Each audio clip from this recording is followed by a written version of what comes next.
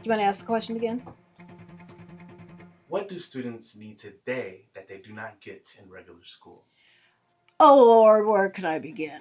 Students don't get a sense of community in our schools today. They don't get accurate information in our schools today. As a matter of fact, as much as teachers try to include information on cultures, I won't even say African American culture, I'll just say cultures, I find that they are ill equipped in most cases to do that. And that goes all the way back to when and how they were trained, because they don't get that information in their college classes.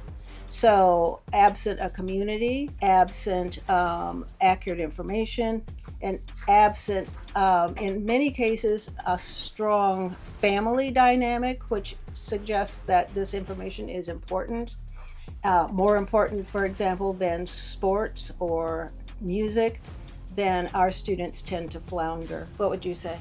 Yeah, I would say belonging is really essential. Um, we are part of a collective, but we also have our own a collection of people that we want to belong to because of culture, Mm, because of shared belief systems, because of how we were raised. It gives a sense of purpose. It gives a sense of centering mhm. for everybody.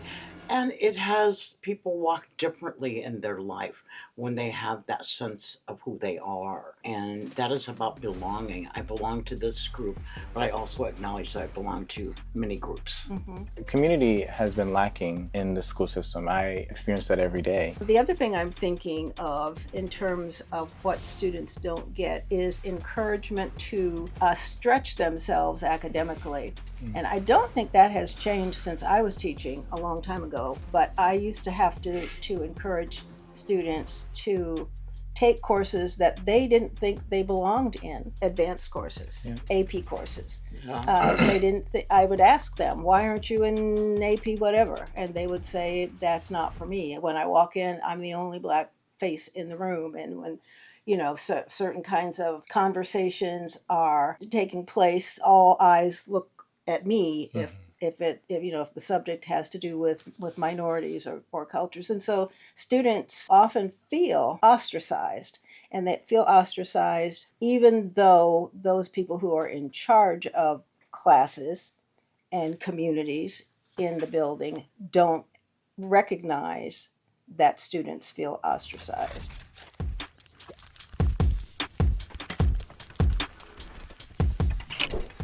or don't acknowledge that students feel ostracized.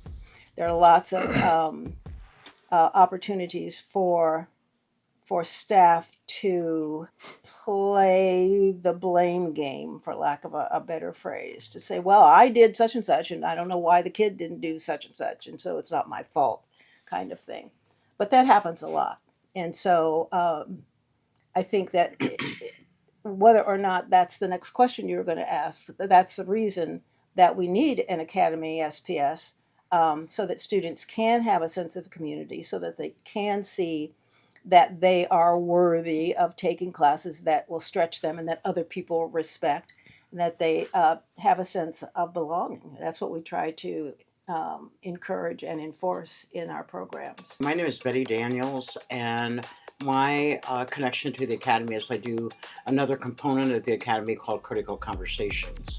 So I do the research and write narratives and have a community conversation with panelists that are also from the community, from different professions in the community. I'm YaShaun Ferguson. I'm a student at Jefferson. I'm a senior. I graduate this year.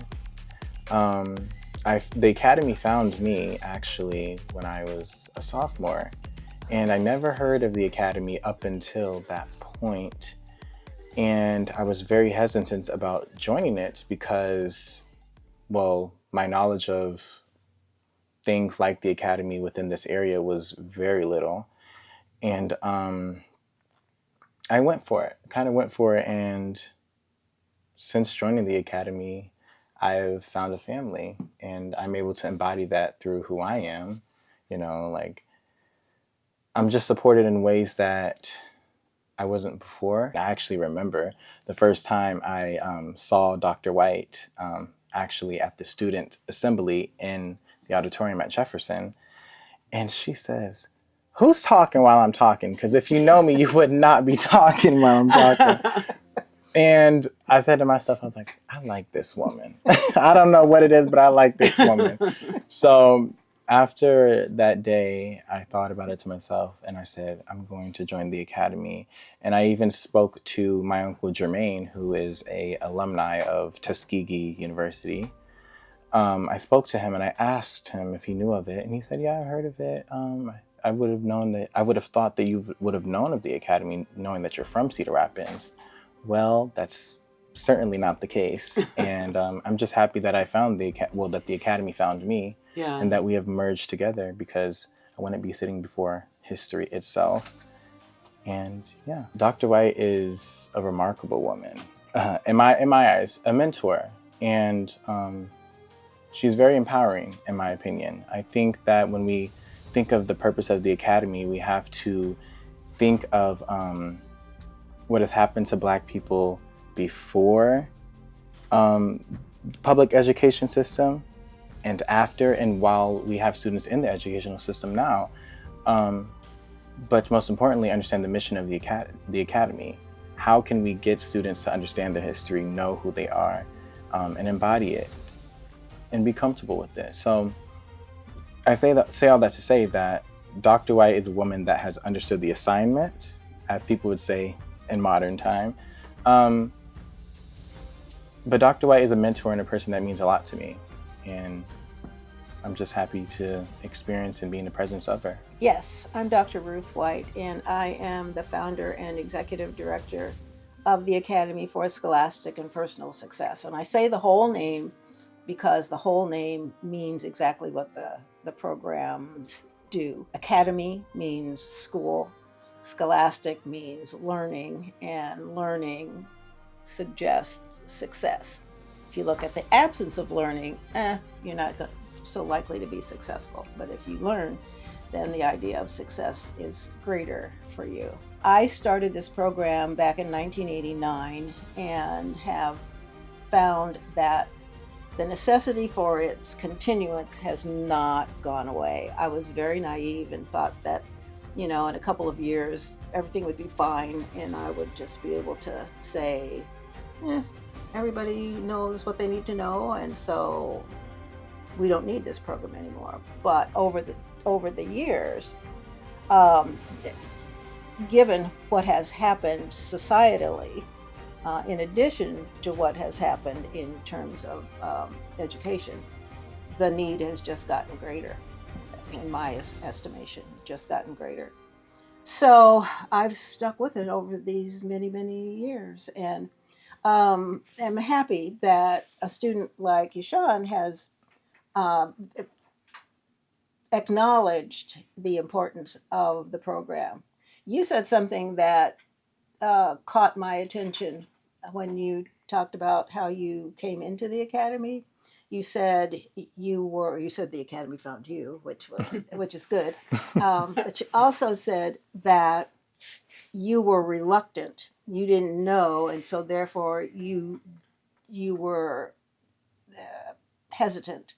And I think that might be part of the issue that we're dealing with now. Students are not willing to step out on faith, for example, or in a manner of speaking, so that they can actually reap the benefits of the academy. Mm-hmm. So, I'm the mantra lady, and so, one of the things I would say is it's easy to do nothing.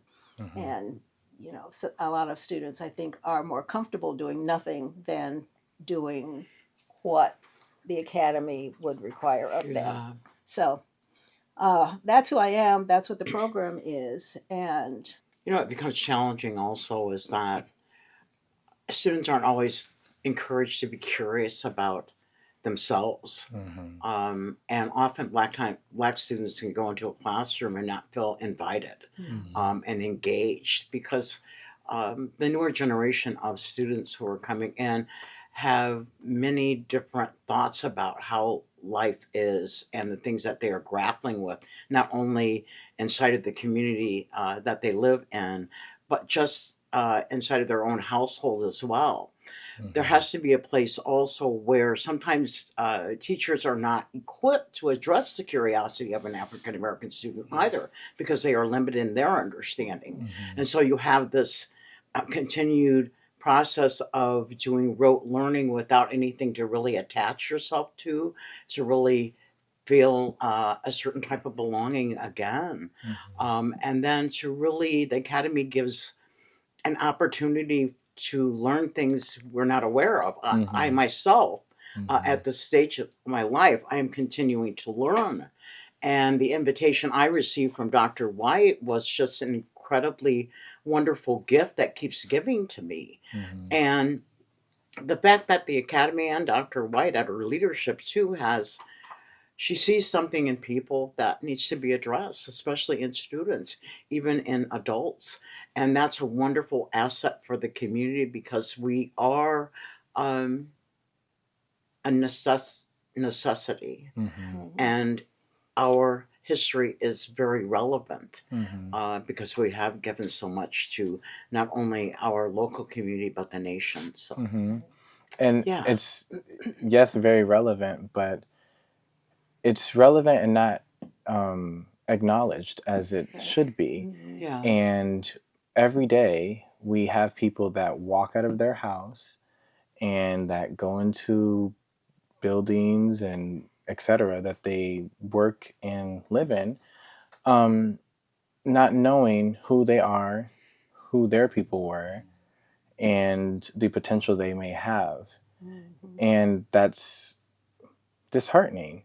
And if you follow the timeline of what it is like to be African American in the United States of America and the journey it has been to get students in a classroom where they have to sit and listen to a teacher and have the attention span to um, want to learn. Yeah. And it requires a lot, especially of Black and brown and biracial children. I certainly believe, because learning learning from teachers in the academy versus learning from teachers in the public school well, in Cedar Rapids, I can certainly tell you I feel more comfortable and heard and understood. But I also feel as if it's okay to learn. And what I mean by that is it's okay to get things wrong. It's okay to not ace the test the first time. Like, let's actually learn what you're reviewing. Let's see what it actually is. What is the purpose of it? What does this concept mean? And anyone can get an A on something, but that doesn't mean you truly understand That you Yeah. what it know, is. right. And so I say that to say the academy has ensured in me that you need to be proud of your heritage, but knowledgeable about what you're going to do with it and embody who you are. Yeah. And when I'm in the classroom at around other students or some teachers, I don't always feel that. I yearn for something that I don't have, and when I'm with the academy, I have that. One of the things that Betty said um, makes me recall one of my favorite mantras, which is there's always more to know. Mm-hmm. You cannot live without continuing to learn if you have that mindset. So, whatever it is that you're learning in the academy, there's more. Mm-hmm. There's always Mm-hmm. more and more. And what we want to do is engender that curiosity, Mm-hmm. engender the idea of thinking critically, not settling. Mm-hmm. And so, when students come into the academy, back to your being hesitant, students being hesitant, we require of them, maybe you too, what has not been required of them Mm-hmm. in their home schools. Mm-hmm. So what I'm saying is in many cases, Black and biracial students are given a pass. You're in this class, you do the worksheet or the packet or whatever it is, you turn it in, you get a grade, and then you go on. That is not learning. Mm-hmm. That's going through the motions. Mm-hmm. And so in the academy, what we want you to do is actually learn how to learn. We want you to want to learn. We want you to have a sense of curiosity. We want you to be inquisitive. We want you to ask questions. We want you not to be afraid of being told no, and not being afraid of failing, Mm-hmm. because you can't achieve if you don't fail. Yeah. So those are the kinds of things that I think you're alluding to, that we focus on in the academy. Now, everything in the academy is taught through a cultural lens, because by teaching your heritage, we kill two birds with one stone. We teach you how to learn, but you're learning about your culture while you're learning how to learn. Does that make any sense? Mm-hmm. Okay, so for example, we in literature and history, we always teach a text that is written by a Black author. So the information that you're getting is about your culture. But at the same time, you have to know the vocabulary. You have to know how to interpret the text. You have to know how to write about the text. You have to be able to answer questions about the text. So it's the same thing as if you were reading The Great Gatsby in your home school, but you're reading Between the World and Me by Ta-Nehisi Coates. So it's a twofold kind of approach to learning for Black kids, because Black kids won't get Ta-Nehisi Coates in their regular school. So it's important to provide a platform for students so that they can achieve success. And the platform, from our perspective, those of us who run the academy, is that you need to know who you are, because everybody else doesn't know who you are. And if you're among the everybody else, you don't know who you are either. They can go on, you can't, or you are more likely to falter. So we provide that platform, that foundation, so that once you have a sense of self, once you have a sense of belonging, once you have a sense of community, and you can learn about it or use what you've learned to learn something else, then you have a greater chance of achieving, and you have a greater chance of succeeding, and you have the confidence to take the next step. I think that part of what happens when kids are recruited to the academy and they say is that they don't have the confidence to take that step. I said you stepped out on faith, but a lot of kids can't do that. And I'll say here, a lot of parents don't require it. So that's a stumbling block. Yeah, what's really important too is that the academy also allows students to navigate language, because language is really essential. And oftentimes a society can put you in conflict with who you are. And the academy provides that type of safe place. It's like a home. When I watch some of the students, it's just this belonging in this beloved community that makes them really prosper in a different way, where they can thrive in a different way as they move outwardly into the world. It is so necessary to be grounded in who you are.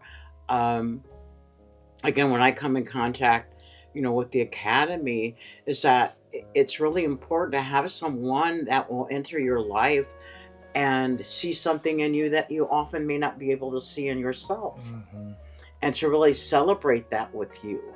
And also provide for you an opportunity to express yourself in language of the culture, because we are dualistic in our language. And that's really essential for Black students, because oftentimes we translate differently when we go into a classroom. The language is so different. So because we live in a different place. And so the academy provides that opportunity to use both sets of language skills. And that's an incredible gift, not only to the students that participate, but it's also a gift to the community of people. I often think about flowers in the garden with different scents and different smells and different looks. Some are thorny, some are really pretty, some are really bushy. And when you look at the students that attend the academy, they're like flowers in their garden. It's just such a beautiful thing to see because we are so diverse in our look. And when you can come to a place and celebrate that, and then go out into the world and be rooted in that and be solid about who you are, it's just a wonderful gift. Yeah. YaShaun, did you feel that after your first summer in the academy? Betty's talking about flowers, and I'm talking about confidence. Did you feel a sense of confidence going from the academy back to Jefferson that you hadn't felt going to Jefferson? Yeah. After my first year at the academy, I recall my first week back at Jefferson, and teachers are like, "There's something different about you." And I just walked past them and smirked because I know I was living in the purpose in which I haven't before, which means I am presenting to the teachers and everyone else who I truly am, but not suppressing it. Yeah. And that's typically what I was doing. But after going to the academy, I certainly made it. I made it known to myself that I would not suppress who I am, and the academy has shown me why it is okay for you to be yourself, and you shall do that. Yeah. So essentially, I went to school with more confidence, and I actually did want to learn. And through my studies that may have been, whether they were U.S. history or et cetera, if they weren't, a Black course, I would still apply my knowledge about Black history into those courses because it is vital that teachers and everyone else knows that Black history is American history, and you can't erase it. You can't, because your people live and use it every day. So, very good. That's exactly what we want. That confidence to go back to your home school and say, this is who I am, this is what I know. And in some cases, and we have to say, you've got to be appropriate. But in some cases, you're saying to a teacher that you have information that they don't have. And so you're offering that so that they can enrich their teaching. We have we have 3 non-negotiables in the academy kind of organization. And one of them is that the academy needs to be sited on a college campus because we're bringing in students who may not ever have been on a college campus before. And so would it not be instructive for them to actually be learning on a college campus? And so from the beginning of the academy, we have implemented that non-negotiable for the first many years. We were at Kirkwood, and we were at Kirkwood. Fast forward to 2015, maybe.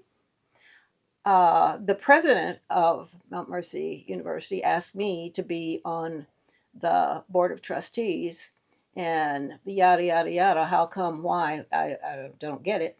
But in taking on that challenge, or in doing what she was asking me to do, I asked her a question back, and it was, can we bring the academy onto the Mount Mercy campus?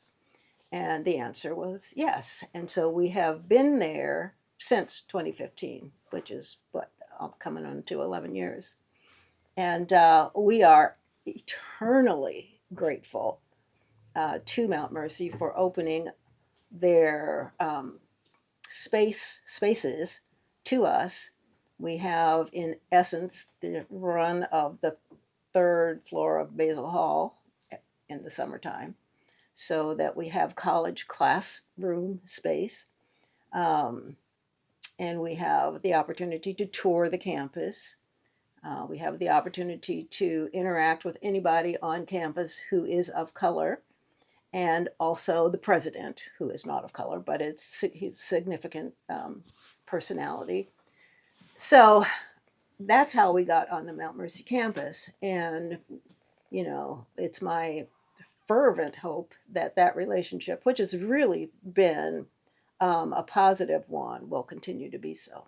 The other two non-negotiables is that our staff be of color, so that we have the opportunity, which is not typical in this environment, for students to be taught by people who look like them. And that requires, more than just looking at somebody on the street and saying, do you want to come and teach in the academy? Our staff is thoroughly vetted, and they have to have a knowledge of their culture and excellence in their academic area. So we're really fortunate in that we have had the same staff for, I'll say 5-6 years, insofar as the person who's come on has been there for 6 years, but the person who's been there longest has been there for 10. And so it's for students to come to the academy summer after summer, which is our desire, that they come as freshmen, you excluded, that they come as freshmen and then come summer after summer until they're ready to graduate. They get that consistency, and they get the idea of the academy family in real time, because there's these same people. And the third non-negotiable is that the students that we recruit be students of color.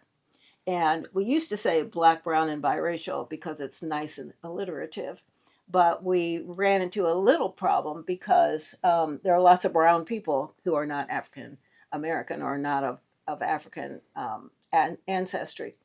And so we had to kind of eliminate the second B, because we had several requests for Latino students to come into the academy. And while, let me say this loud and clear, while we do not discriminate, and anybody who wants to learn what we're teaching is welcome to do so, it is apparent that a student who has a Latin background has a culture that is different from one who has an African background. Now, granted, there are lots of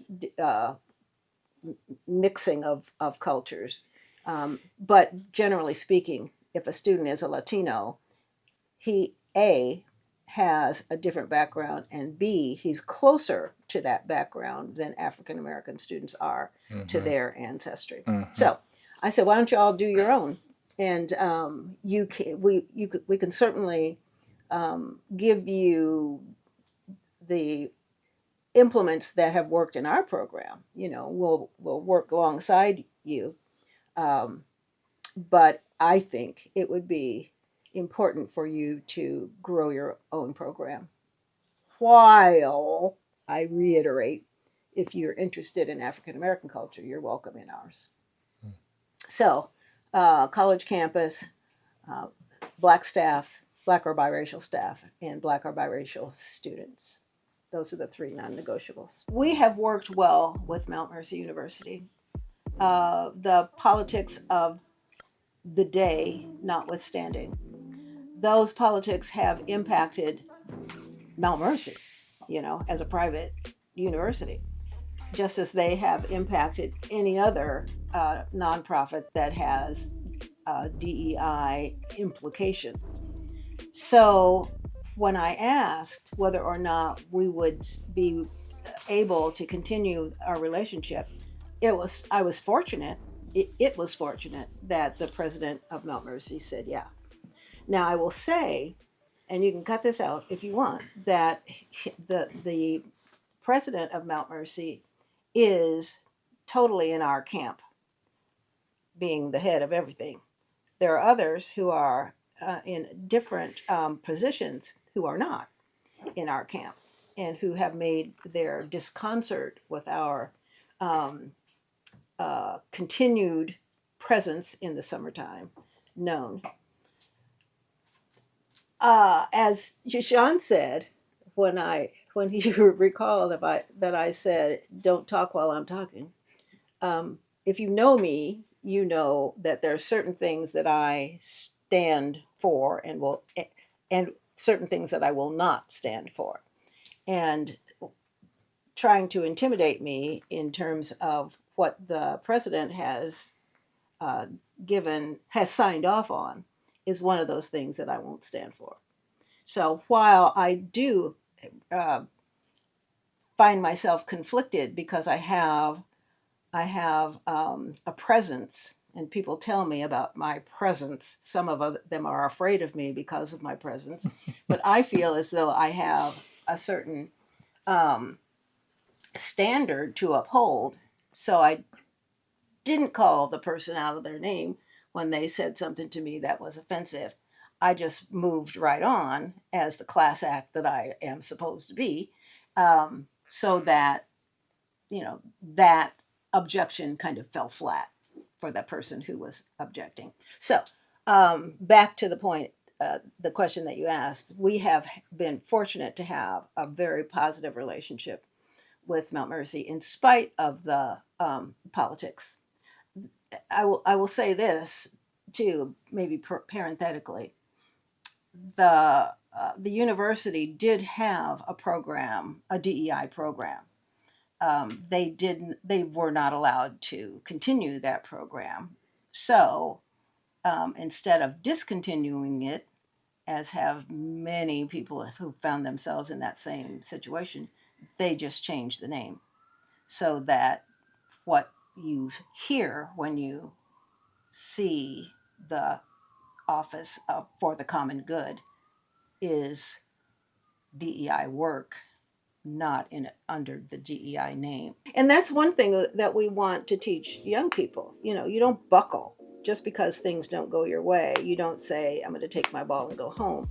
You figure out a way to deal either by ignoring those things that are in your way or by strategizing to um, move around them. And that's what I think we have done. We have found ourselves in a situation where we've had our funding pulled.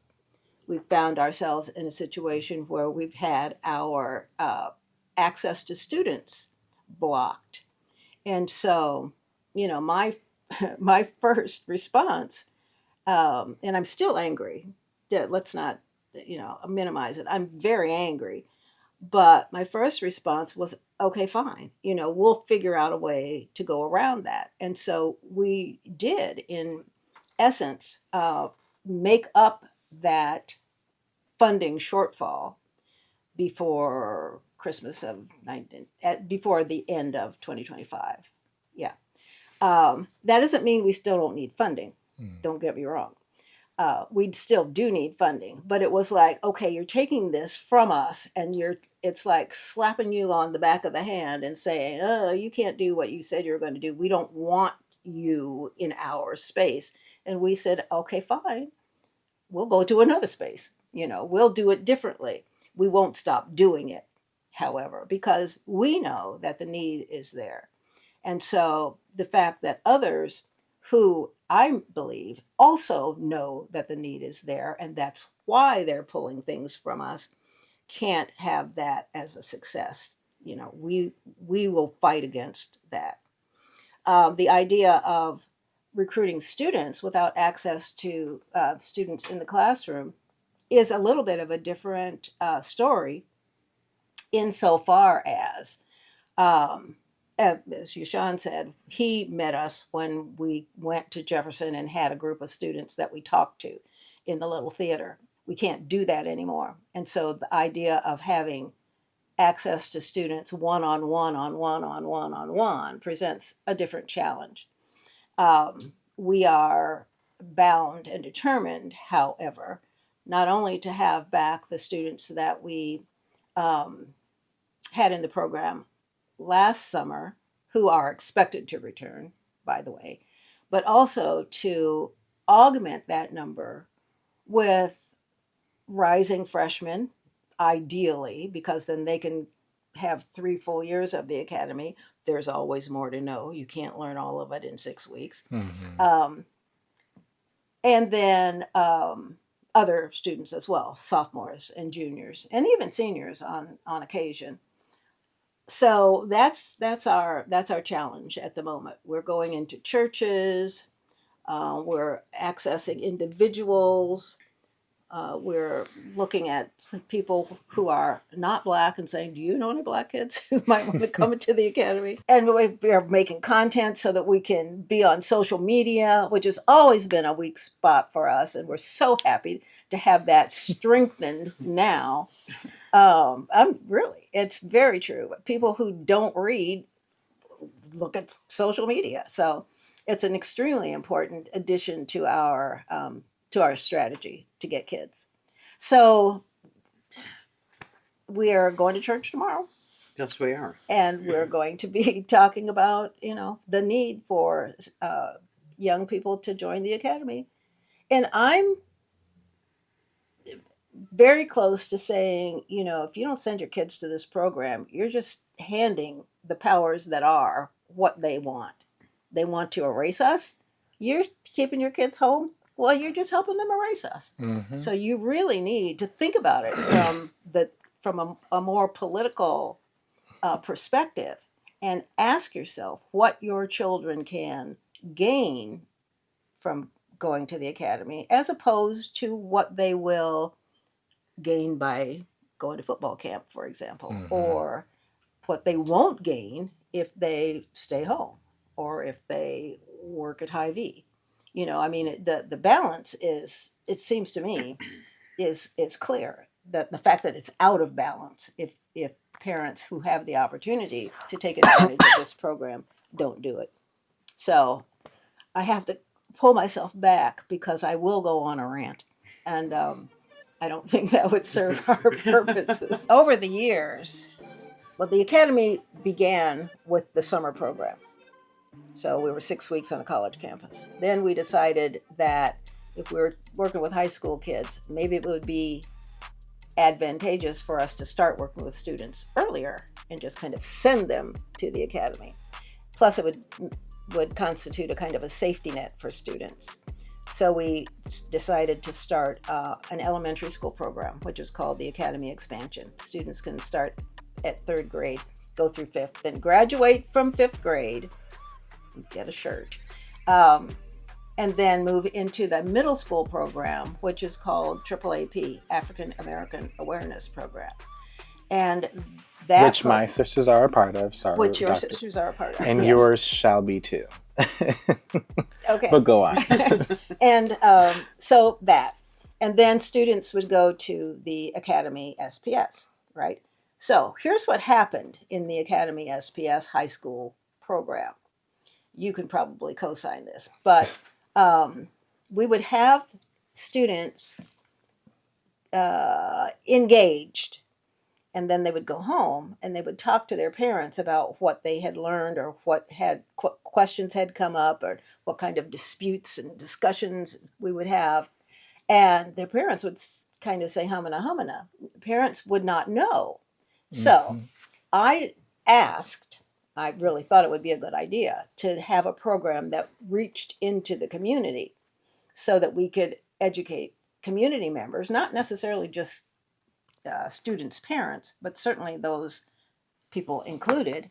And so we started maybe 6 years ago, the Community Critical Conversations program, which Betty Daniels is at the forefront of. Yeah. Rock star. I started with Critical Conversations as a participant, just a person who arrives in the Zoom room and listen and that type of thing. And um, there was a lady that was there before doing research and writing for critical conversations. It's a really essential program to have in the community because you do have people who do not know a lot about African American history. Um, our participation, our contributions, and everything else that we have lent to a nation in its wealth and its richness of culture. Mm.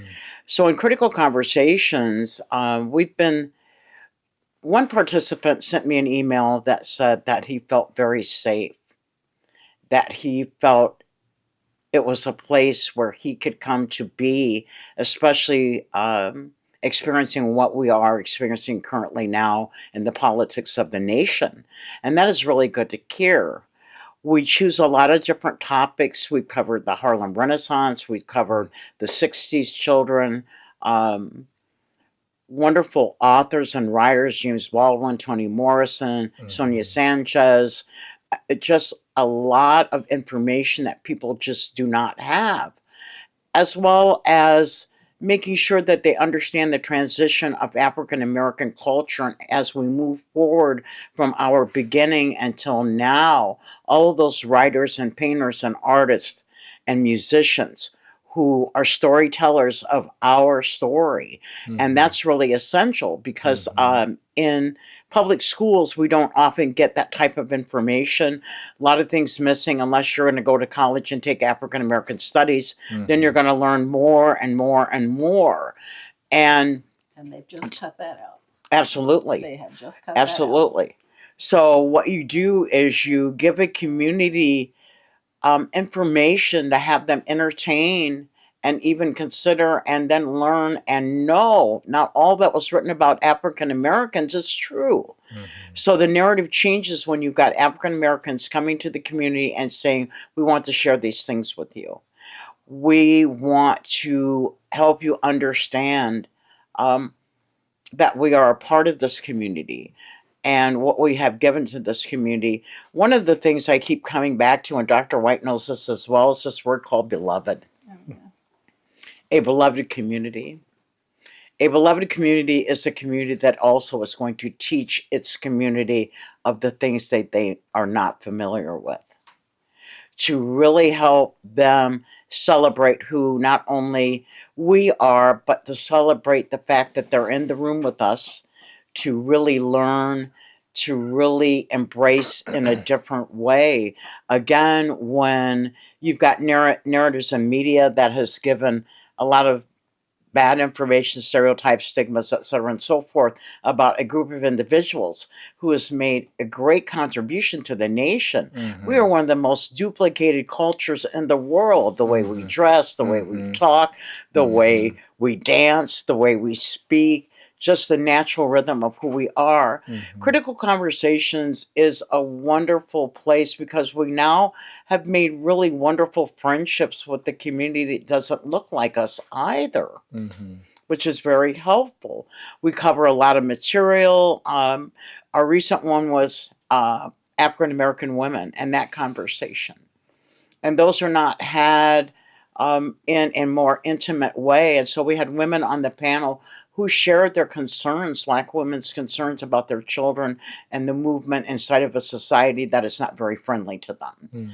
So Critical Conversations is my home. The Academy is my home.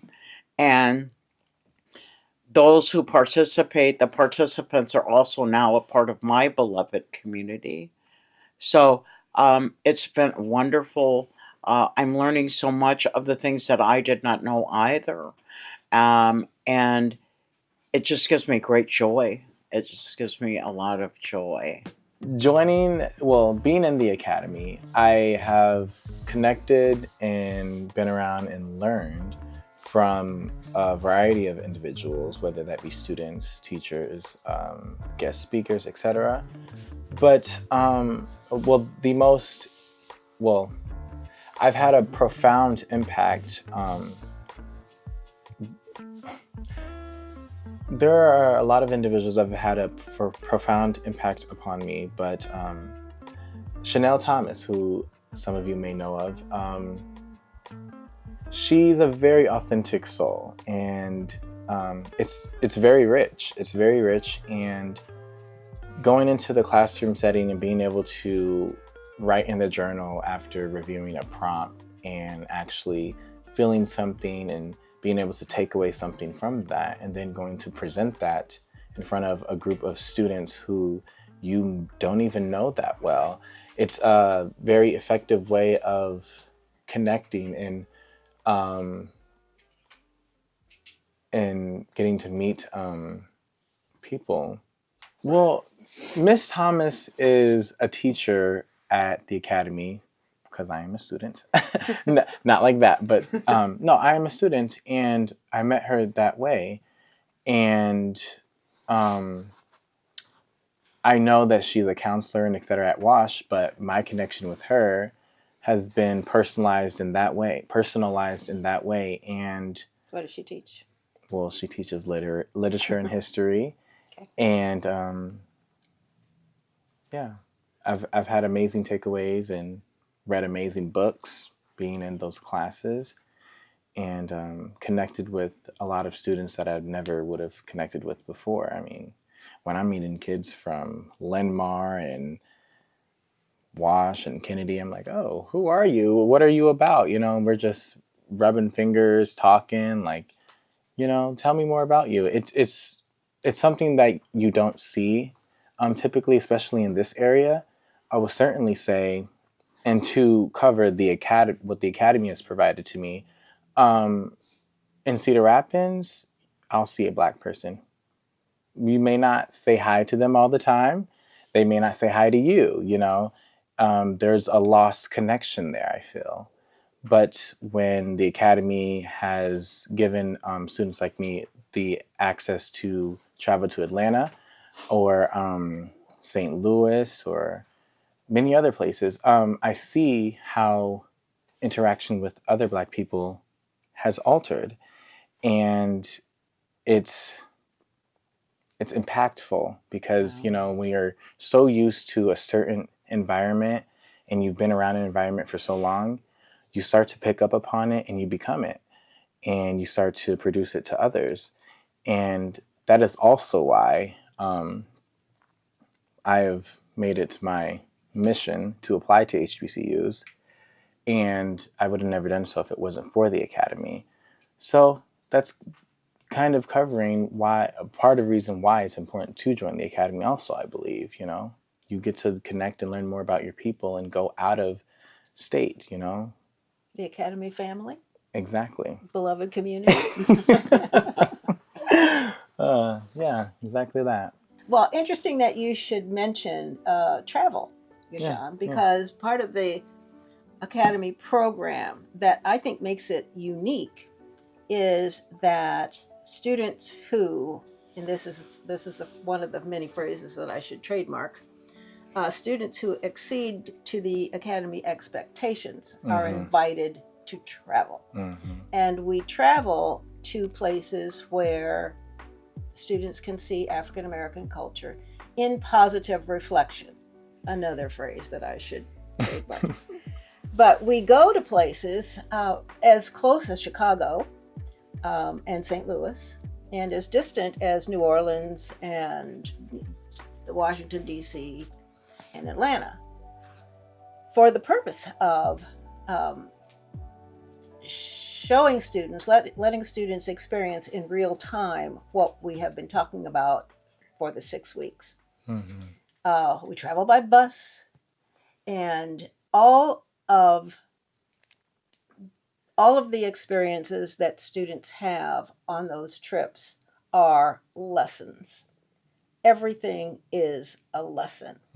I say that because a long time ago, and I tend to not forget when people tell me no, we were asking for money to fund the trip, and the person who I was asking presumed that we were going to parks, amusement parks, and shopping trips. And I said, oh, no, no, no, no, no, no, no. The Academy trips do not include any fun things like that.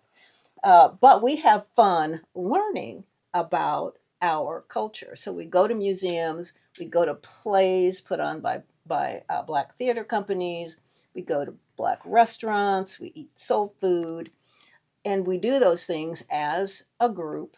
Students are expected to behave themselves because also teach how to walk down the street, also teach how to tip in a restaurant. We also teach, how to comport yourself so that people don't say, "Oh, those Black kids." Mhm. And 9 times out of 10, we have had I say 10 times out of 10, we've had a great time. But although, when you're dealing with young people, there's always something that you have to take it into account. But those travel experiences, I think, are growth experiences. They're experiences that students can take away from and remember like forever. And that's not. I'm not exaggerating. Students have said that the trips have been life altering. Now, that may be a stretch because, what do you know about life altering when you're 17 or 14 or 15? But the point is that they've done things that have made a difference, and they've done things that have made them grow as a Black youth. So, you know, one of my biggest challenges right now is where we're going to go this summer, and I don't have an answer to that. But the travel, suffice it to say that the travel experience is an experience that is the climax of any summer, every summer program. Going to Atlanta in summer of 2025 with the Academy was an awakening experience. And I say that because, again, I'm born and raised in Cedar Rapids, This is all I know, And once I was in Atlanta, the first thing I noticed was that there was a line of Black police officers. And to myself, I said, so why are there that many Black police officers? Why did they think to become police officers? But being in that area, I realized that the police officers were not attacking the people. They weren't looking for an issue. They were uplifting the community. They were there in support of the community. And that was something that I was able to be reflective upon. And also touring HBCUs. I mean, the Academy has offered that. I would have never known of Morehouse, Clark Atlanta University, and etc. if it wasn't for the Academy. And while touring Morehouse, I actually got the pleasure to meet some alumni as well as students, and I noticed how strong the sense of brotherhood was there, but it was very life-changing to be able to see that, and I wouldn't have been able to see that. I also got to tour Tuskegee, which is in Alabama, and you also can, if you look into what that area has been through, Tuskegee, you would know that that is a very impoverished area, and the college or the university is keeping the town running or in business or etc. Alive, exactly. And I would have never been able to experience that and see what it was like being in an area like that. I mean, although there were little resources in that small area, there was great community there. There were human beings who had pride in who they are and what they've been around and what they know. And so, as far as the expectation that I have succeeded to, that I humbly will not answer that and cannot answer that because I am still growing as an individual.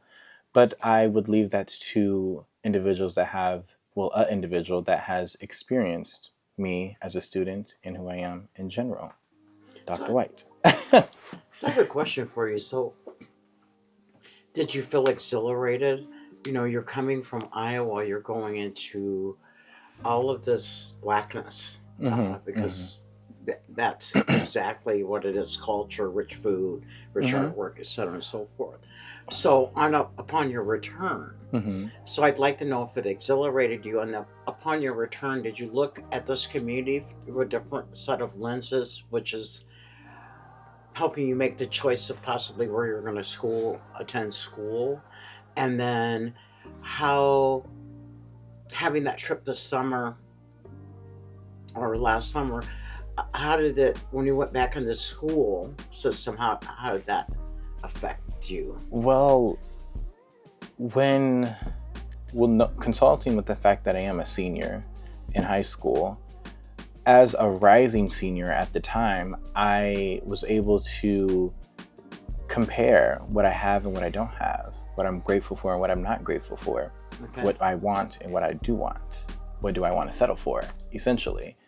And that, well, I was simply able to answer that by reflecting upon my experience while in Atlanta. And I certainly can say when I came back, I was like, where's the community? Where's the people? Why isn't anyone out here supporting, uplifting? Why is everything so performative when people want to do something?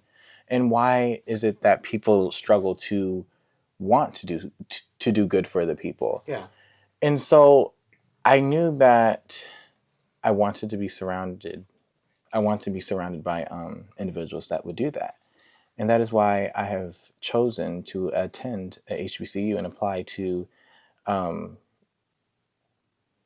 mostly HBCUs. And I would have never had that experience if it wasn't for the Academy.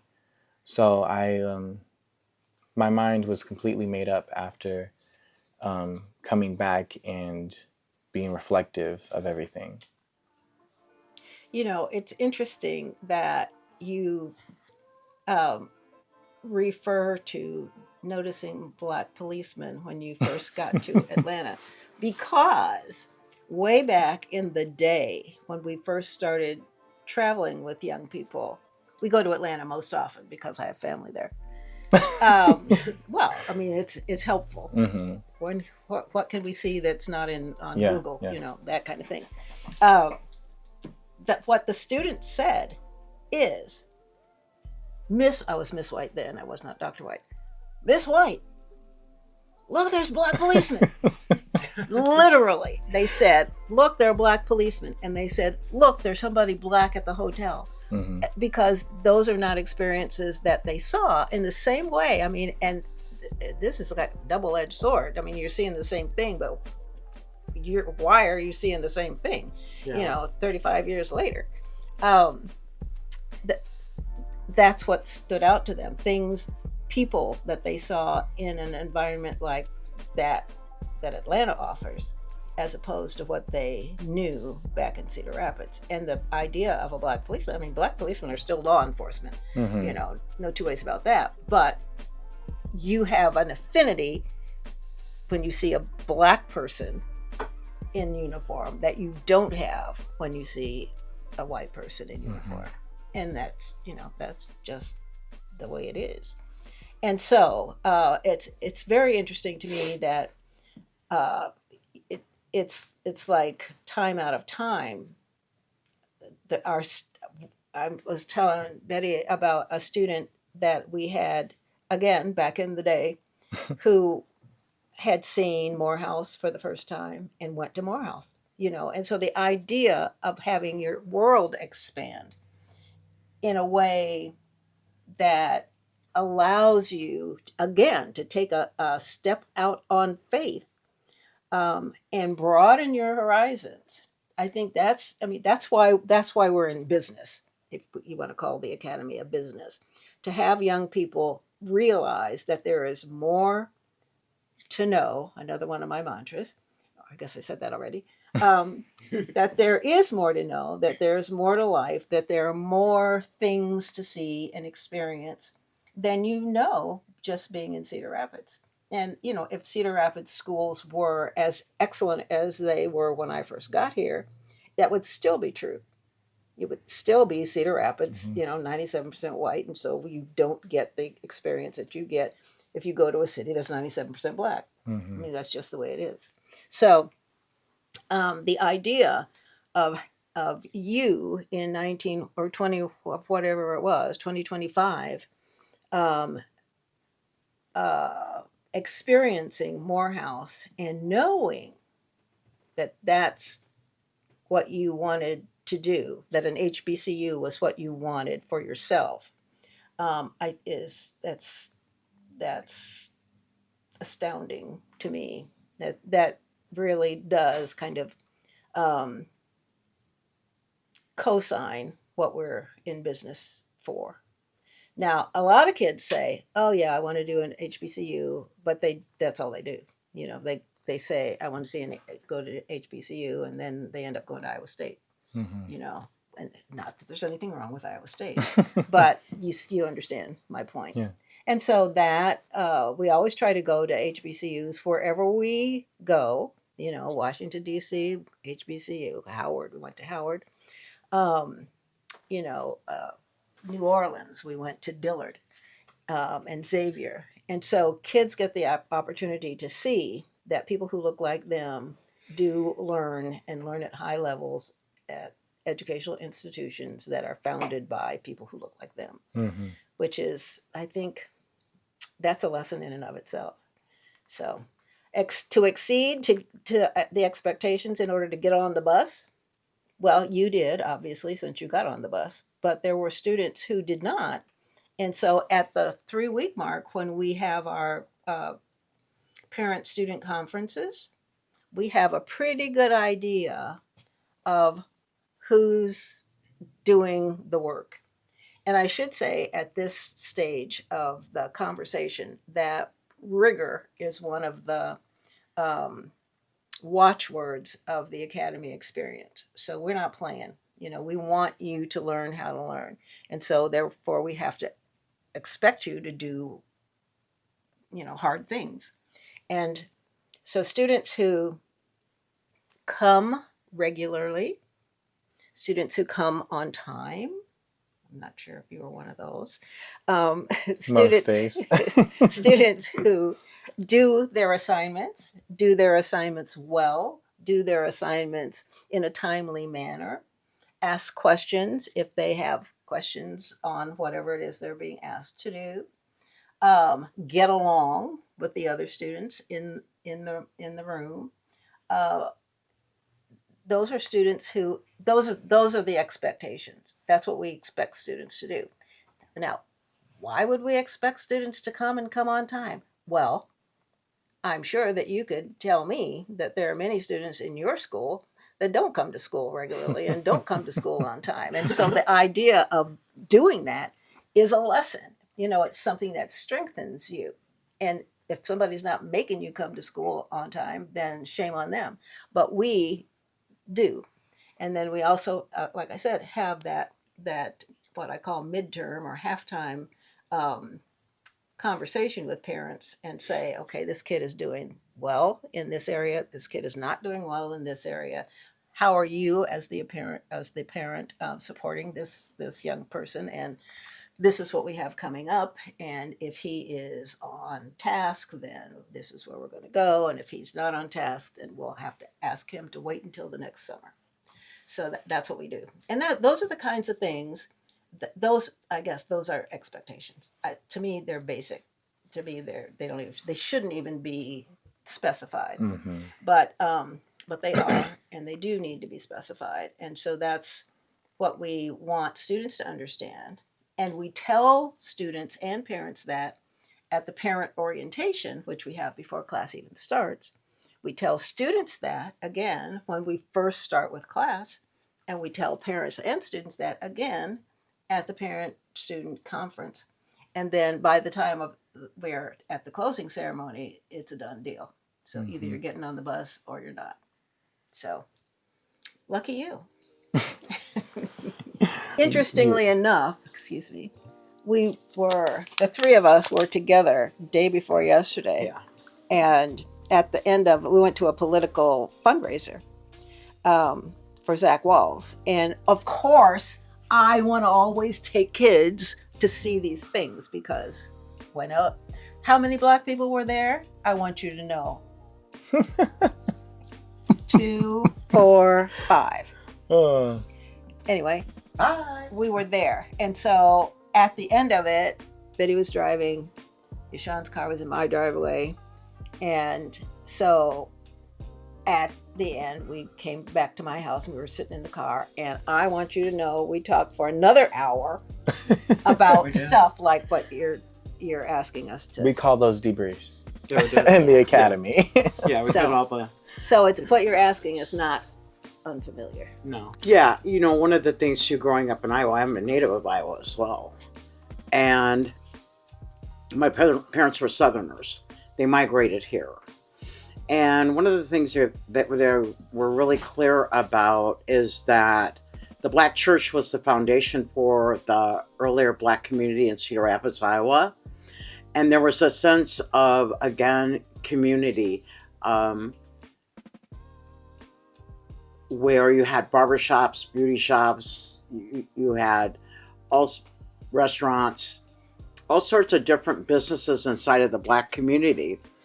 Fast forward to 2026, and after going through the 60s, the Vietnam War, Black Power, Power to the People, and all of the changes, and African Americans watching the progression of us move from one movement to the other to hold America accountable for what it had promised. Its ideal that all men are created equal in the eyes of God.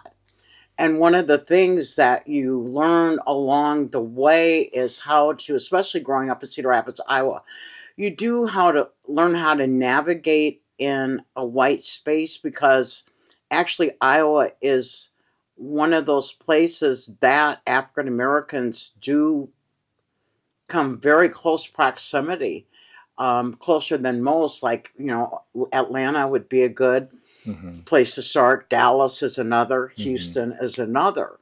But when you're here in Cedar Rapids, Iowa, it's like, how do I get along with those who may have something against me? So what you learn how to do is that recognize where your boundary line is. Make sure that you stay rooted in who you are, and you can say specifically, I'm in disagreement with that.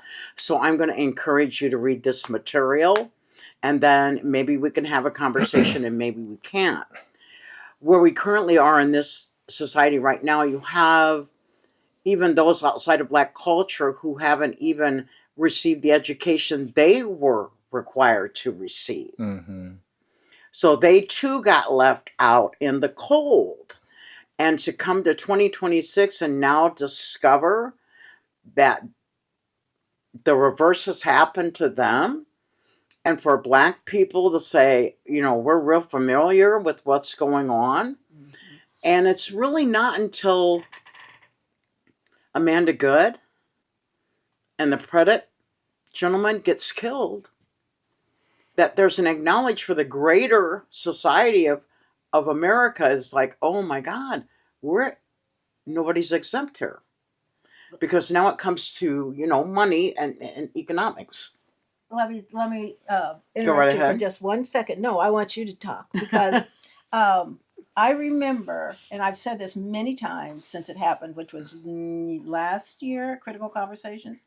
We were talking about politics, and one woman said, I am afraid. And I said, well, why are you afraid? And she said, I'm not sure what's going to happen. And it's a Black lady. And a white guy sitting here, he said, I'm not afraid. And I said, well, why not? And he said, because I'm a straight white man. And I said, oh, well, I don't know if that's going to save you this time.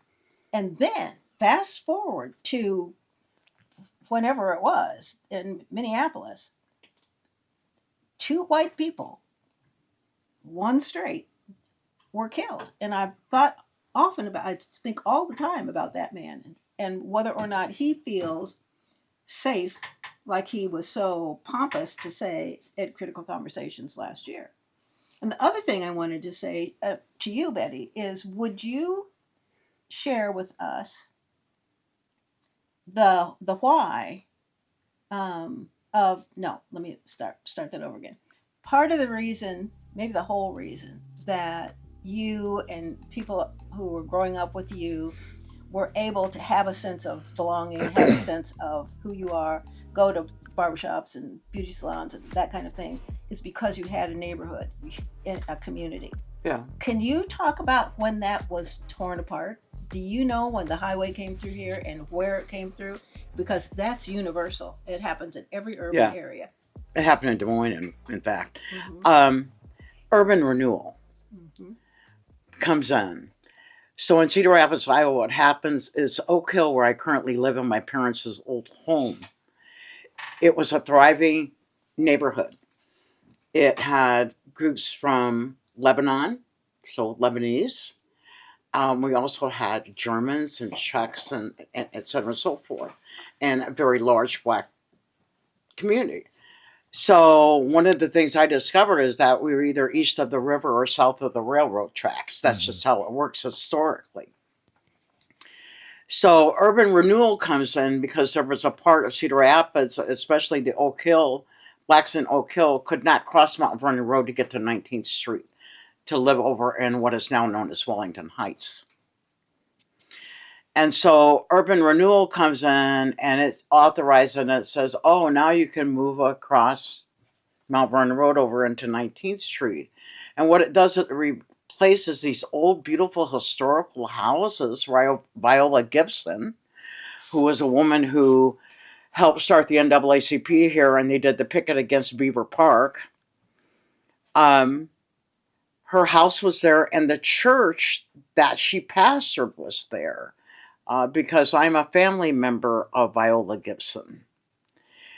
Urban renewal comes in and it creates public housing.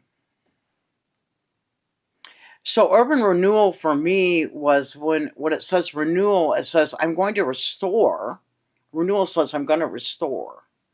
I'm not going to tear it down. And that's where it begins with Cedar Rapids for the Oak Hill area. And then suddenly it becomes Oak Hill Jackson. Mm-hmm. So my elementary school was Tyler Elementary School. It sits on the corner of 12th Avenue and 7th Street. Again, a good percentage of the students were, actually, there was a mixed group of individuals in the building of Tyler Elementary School, which isn't often acknowledged, that type of thing. So urban renewal actually comes in, it starts to separate people by highways. Des Moines was affected as well because there's a community over in Des Moines off of School Street is what it's called. That was predominantly Black. And now you got a I-80 going through there, heading into Kansas City, et cetera, and so forth. One of the things, too, historically, is that our community, Black communities, have been destroyed for various reasons. Mm-hmm. Out of envy, out of the need to have the Black dollar move outside of its own community, Mm-hmm. and other things that it's just too long to go into.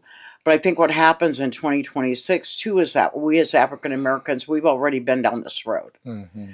We know what it looks like when our young people get killed on the streets, when there's the stop and frisk laws, or you look suspicious, or you fit a description that was given to us.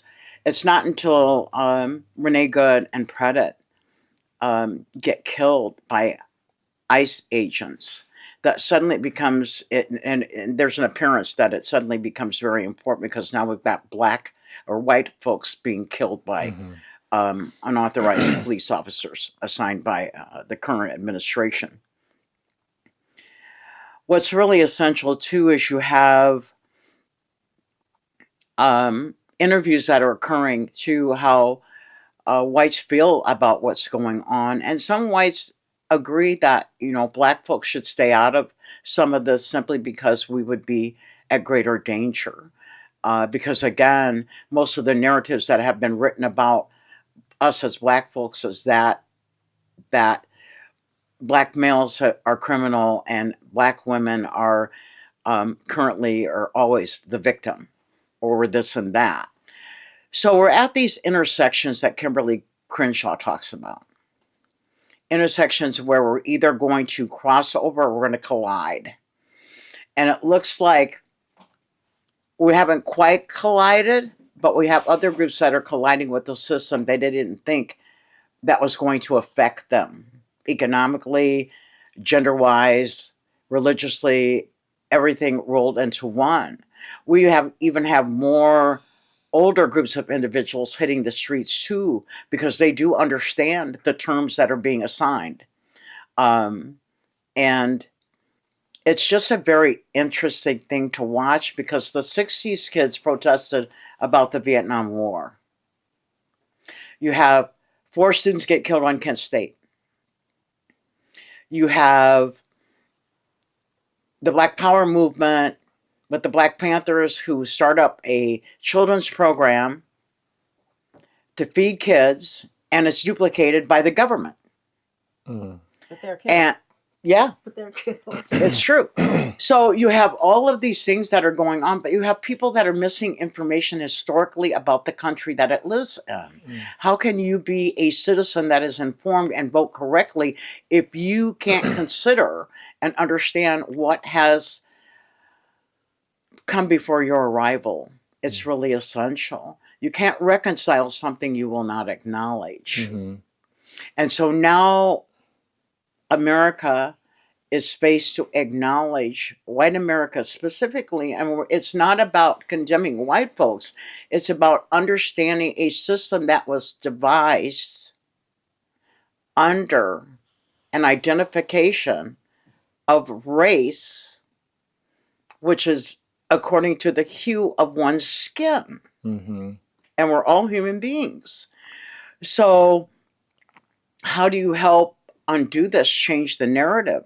When we went to the political gathering the other night, it's really how do you change a narrative of people who have had that diet for 30 or 40 or 50 years of their life. And it's really trying to help them understand it's not about you as a person, it's about a system that was devised to keep people oppressed and to make money off of. It's a truth. It's hard to come to terms with. And I guess my question would be is if I can come to terms with it as a Black American, you certainly can come to terms with it. And I would also like to say that as young people, we have to understand just because of the generations before us, they have done this and we have made such and such progress. It does not mean that we stop and that we just give up and we just don't vote and we don't do what is necessary to fight for a change and to fight for what we truly believe in to be true. If they've made change, what are we going to do? It scares me because there is a lack of motivation of the need to fight for change. And we talk about what is going on politically, but psychologically, it's contagious, but our people are being impacted by it. And we talk about the rise of Black conservatism. I mean, that's a very important thing. I mean, it's deeper than what people think. The reason we have these issues is because Black people don't want to have these hard conversations, which is why we have things like critical conversations. Black people don't think that their vote counts. They're gonna put in whoever they want to put in anyways, and I'm not gonna vote anyways because it doesn't matter. Well, no, people have been slaughtered, annihilated, died for you to be in the position you're in, and you have the audacity to say what you say about about what you should do as a person in this society. That is a mentality that is rooted in privilege. And we are all privileged in some way. but it doesn't mean that you become ignorant to it. Yeah. You shall do something about the systems that are before you, the system that has been orchestrated to demolish you. Sure. And our people right now are, some of them are lost, and some of them don't care. But we have to ask ourselves, what are we going to do about it? We can't just sit around and wait for someone to do what Malcolm did, or do what MLK did, or do what anyone, no. It's time to take the fight to the streets. It's time to get people registered. It's time, registered as in registered to vote. It's time to get people educated. Education is not just about graduating from high school, graduating from college. No, it's a lifelong journey. Yeah, it is. And I've discovered that even as young as I am. But Well, and I said out of the mouths of babes. When you talk about, people saying, doesn't matter. When you talk about people saying my vote doesn't count.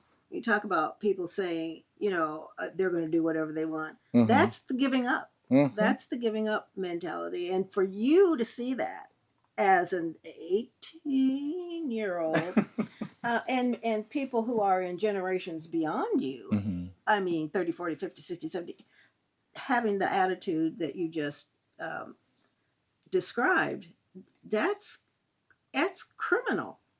Yeah. And you're the person who said, you sound like me, saying, how dare you waste this education that people died so that you could have? Mhm. People don't understand that. They don't know that. They've never learned it. If they learned it, they didn't internalize it. They didn't see it as important.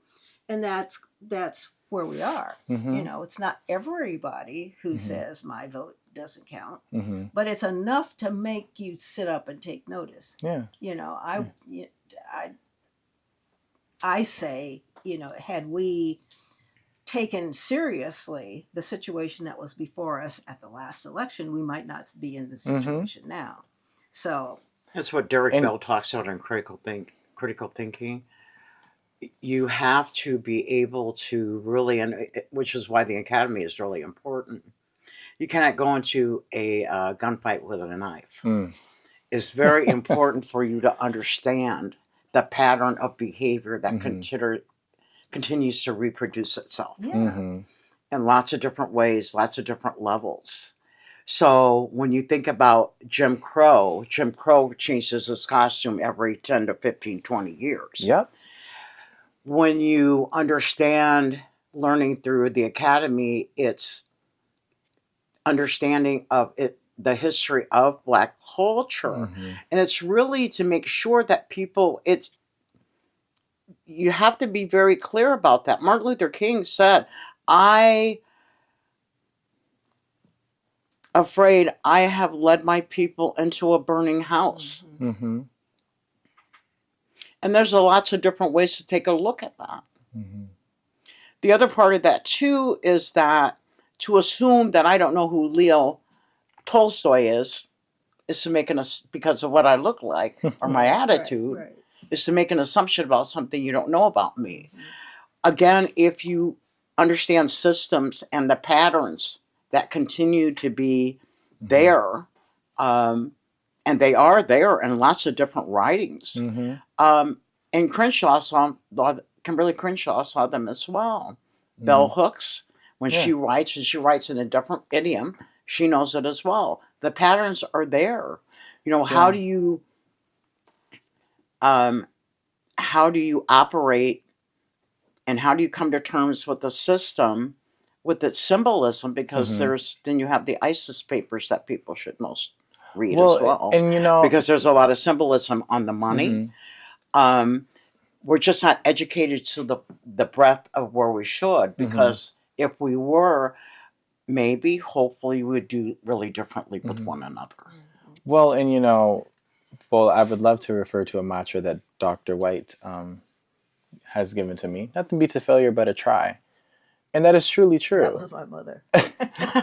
Well, given from her mother, and now to me. All right. But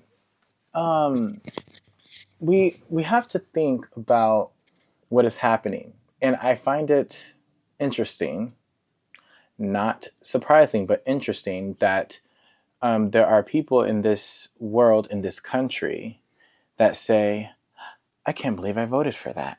I did not vote for that. What? Like in confusion, right? Yeah. Well, what is going on politically isn't something that has stopped. It's always been an ongoing effort. It's always been a way of how can we get rid of people? I mean, if we look at what is happening right now with people being drugged out of their homes, knocked upside the head in the streets, and killed and taken away from their families, their daughters and their sons, it has a history to it. And history is power. Even if it certainly is, even if it has a negative connotation behind it. Right, because if people knew the panty rollers were the first police, and the panty rollers did the same thing that the ICE agents are doing now, then we might have a different scenario. But people don't know history. They don't know their history. They don't know our history. They don't know history, period. But yet they pretend or purport to have some privilege, knowledge, access that they don't want us to have. And if I were to point fingers, you know exactly who I'd be pointing my finger at. And I would say, this is absolute ignorance. This is absolute stupidity. But that's a person who has, you know, all kinds of access. and like you said, people voted for that. And the saying "Make America Great Again" never went away. The saying that the belief that a house Negro is a house Negro never went away. It's just interpreted in a different way, in a different time, and conveyed in different ways. So that's why it's important that we do educate our people, because when we have people that have contagious, violent, rageful abilities like that, they're not aware of what they need to do to prevent or to protect themselves from that. And we can't say, oh, I didn't vote for that, and deflect and run away. No, you need to do something about that immediately. I mean, what happened to the concept of we the people? That's something that is not strong. And, you know, the government is not the government without us. You know what I mean? Are you sure? Well, now that's that too.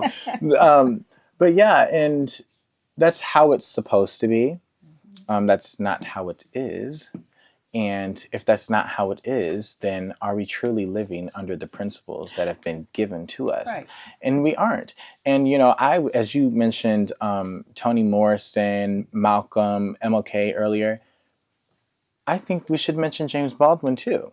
I mean, think about his experience of living in the United States and, I would say, fleeing the United States and saying that I have great love for this country, but you know, I also have a great deal of hatred towards it. You know what it is. You know, and he left out of fear, and it's because he knows and he saw the pattern that had been brought to us today. Yeah. I mean, when Miss Thomas had gave us The Fire Next Time, it's like James Baldwin is talking to you today. Sure. Right. Today. And what James Baldwin, Malcolm, MLK, Angela Davis, etc., what they were saying, they were giving warnings. Yeah, they were. They weren't talking about what they were going through. No. They saw the patterns of behavior. I mean, one thing about the Sankofa bird is you must look, its head turns around and looks backwards, its feet are forward. How do you move forward without knowing where you came from? Exactly. Because what you do is you just continue to repeat the behavior, justifying it by saying, I never knew, but you did know, because you were forewarned. Yeah. The other two is what Malcolm and Martin and Fred Hampton and Angela Davis, Erica Huggins. All those persons were sporting college credentials, by the way, because Angela Davis graduated from UCLA, and Huey Newton also had a PhD. Again, you got educated African Americans when there was a law against us even possession of writing materials and books, and for that we have excelled from our beginning.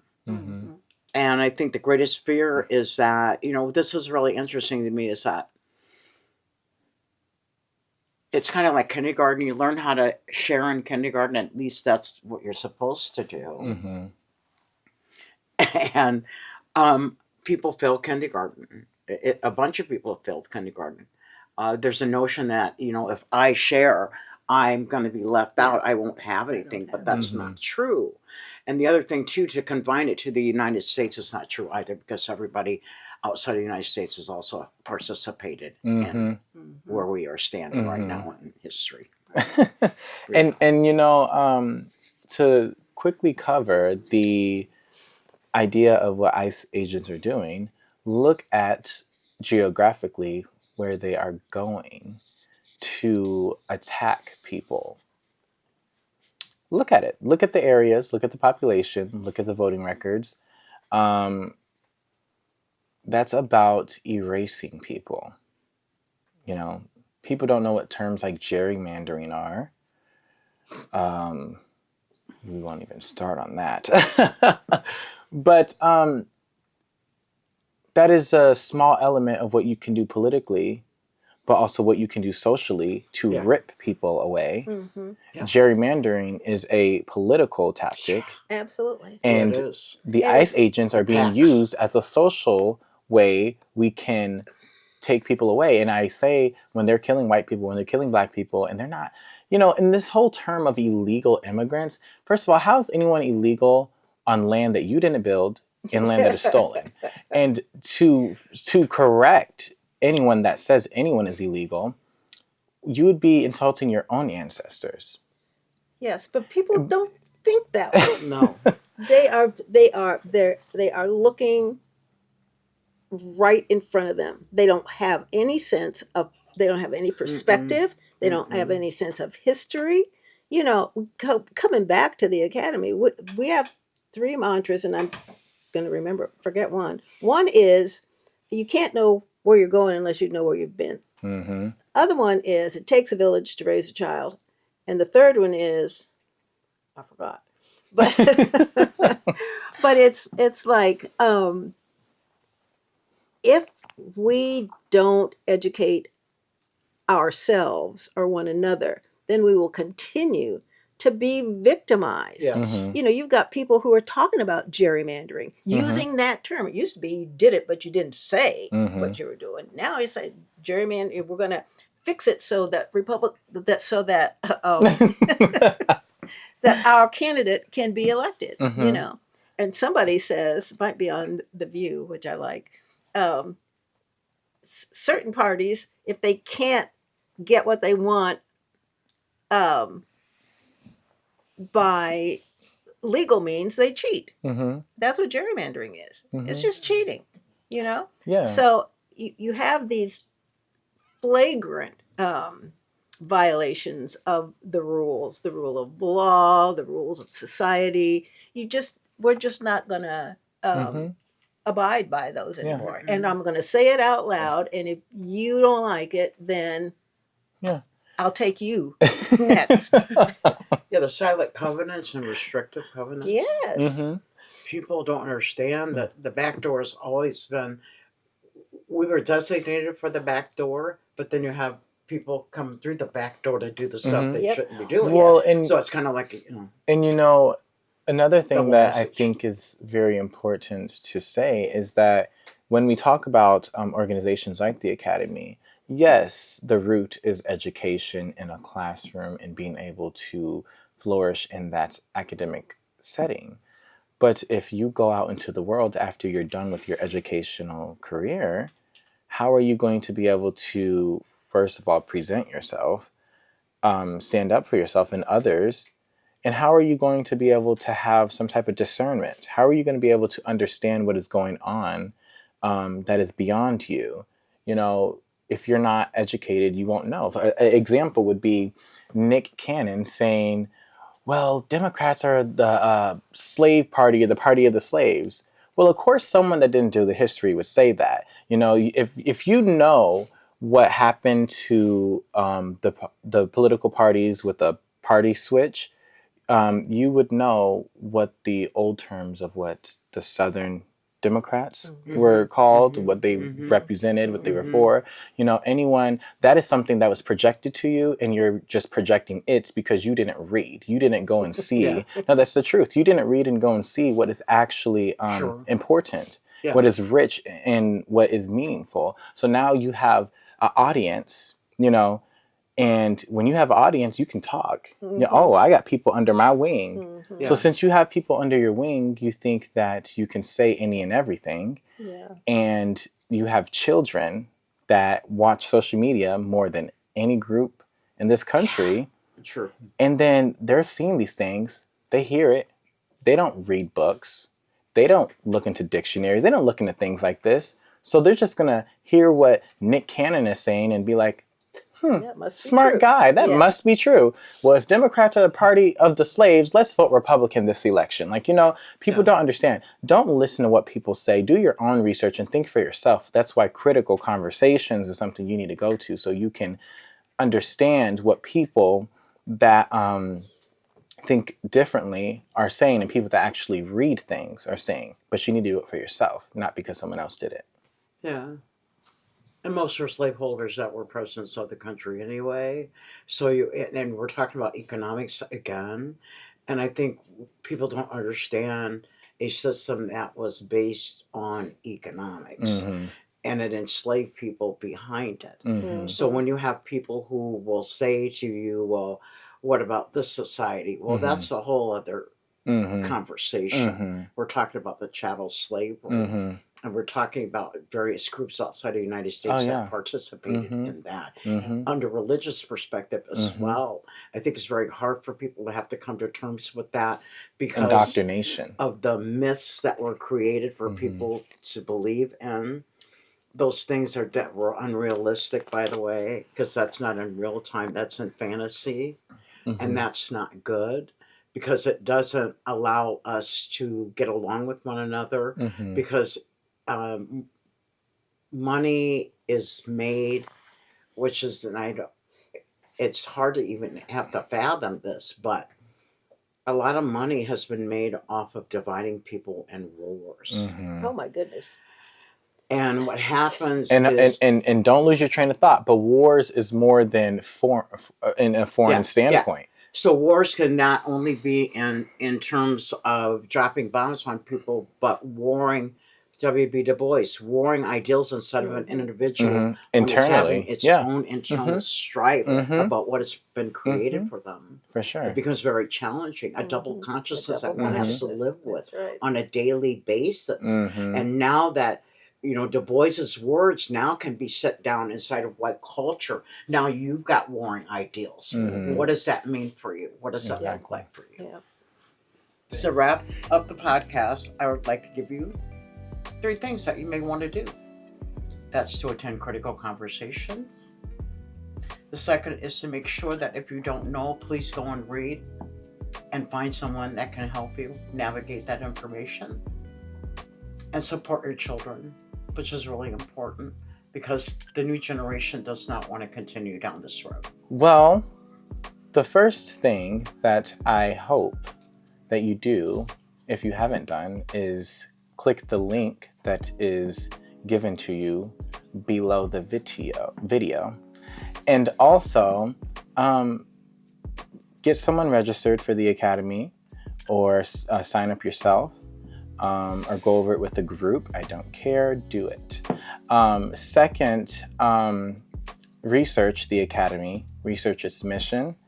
Get involved in groups that may have conversations, critical conversations, or anything that may pertain to the Academy. And third, invest in yourself. Well, fourth too. Invest in the academy too. You know, an investment in the academy is an investment in yourself, but it is also an investment in the community. You know, if you are about community and all hands on deck, you will contribute. You know, you can't complain about closures of nonprofits and businesses that are local if you aren't doing anything about it. So are you going to give in, be gullible, be a coward, or are you going to contribute? 3 things that I would suggest that people need to know about the Academy and the Academy's needs are, first, send your children to one of 3 programs, the expansion, the AAAP program, or most essentially at this moment, the Academy ASPS, the summer program. Have your students enroll, go to the Academy SPS.com and enroll. Essential, because you, as well as everyone in our community, need to be aware of where we are, where we have been, and where we are headed, politically, societally, you name it. I mean, it's important to be aware. You cannot walk down the street with your head down on your phone. You have to be aware. That leads to your sending your kids to the academy. And third, it's extremely important for you to know what is happening politically. Register, vote. Think about who you're going to vote for. Talk to people about your position. Exchange ideas. I would also include reading in that. But you have to know, and the Academy is aimed at helping you, most specifically your children, to know what they have in store for them and how to navigate and negotiate those challenges and potential roadblocks. Well, you essentially learn how to hate yourself in a system that teaches you. If your children, and I mean, the converse is, if your students don't go to the academy, they're just going to be out there. They're just going to be out there without in harm's way. Yeah, without any buffers, without any ability to fight back. They will collapse. They will capitulate. It's not a good scene. No. And not that the academy is the only game in town, but it's the only game in town for your Black and biracial children. I'm really grateful for your attention to this podcast. And I'd like to thank Betty Daniels, our researcher for Critical Conversations, and YaShaun, a 2-year Academy student, now graduate, who's headed to an HBCU. Hopefully you will want to be in this group. Hopefully you will want to join us for the betterment of yourself and of your children. Our t-shirts, as you can see here, advertise the Academy at SPS. On the back of one iteration, it says invest in yourself, as YaShaun just said. On the back of the other one, it says, when I know who I am, I'll be free. Think about that. Thank you. Thank you. Yes. Can I click this off orange now? No, you can just hand it to me. You can turn the camera off.